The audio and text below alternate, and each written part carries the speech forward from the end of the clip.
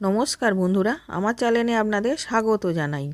আজকে আমি আপনাদের বানিয়ে দেখাবো গোকুল পিঠে। প্রথমে আমি নারকেলটাকে কুড়ে নিয়েছিলাম। কুড়ে একটা নারকেল আমি কুড়েছি।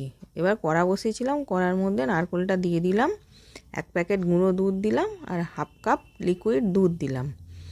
দিয়ে নারকেলটা পুর করে নেব।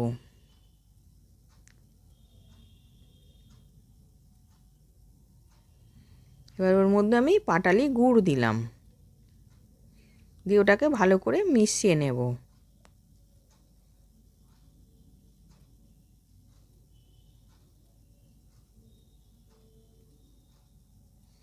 এবার পাক করা হয়ে গেছে। এবার আমি খোয়া ক্ষীর দিয়ে দিলাম।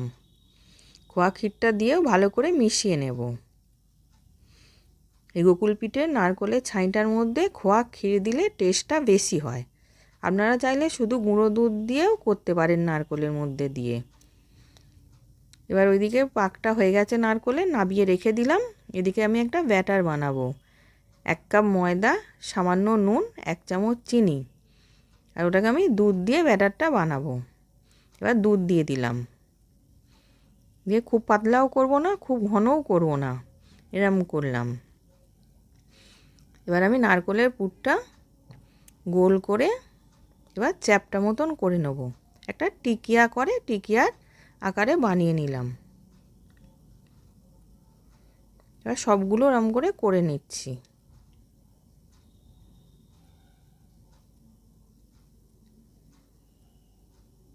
এবার আমি ওইদিকে গ্যাসের ওপর কড়াতে তেল গরম করতে দিয়েছিলাম। তেলটা গরম হয়ে গেছে। আমি পিঠেগুলোকে ময়দার ব্যাটারটা যে করেছিলাম ওর মধ্যে ডুবিয়ে ছেড়ে দিলাম তেলের মধ্যে। দিয়ে এবার আমি ভেজে নেব উল্টে পাল্টে। এবার একদিকটা হয়ে গেছে, আমি উল্টে দিচ্ছি, দিয়ে আরেক পিঠটা ভেজে নেব।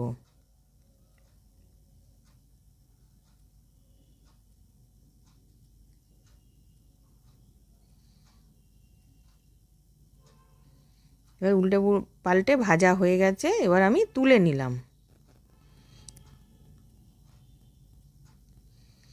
এবার ওর জন্য আমি রস বানাবো। 1 বাটি চিনি দিলাম, সামান্য একটুখানি জল দেব, দিয়ে চিনিটাকে গলিয়ে নেব। এবার নলেন গুড় দিলাম 1/2 বাটি, যাতে সেন্টটা খুব সুন্দর হয়। এবার ওর চিনির রসের মধ্যে দিয়ে ভালো করে মিশিয়ে একটু ঘন করে নেব।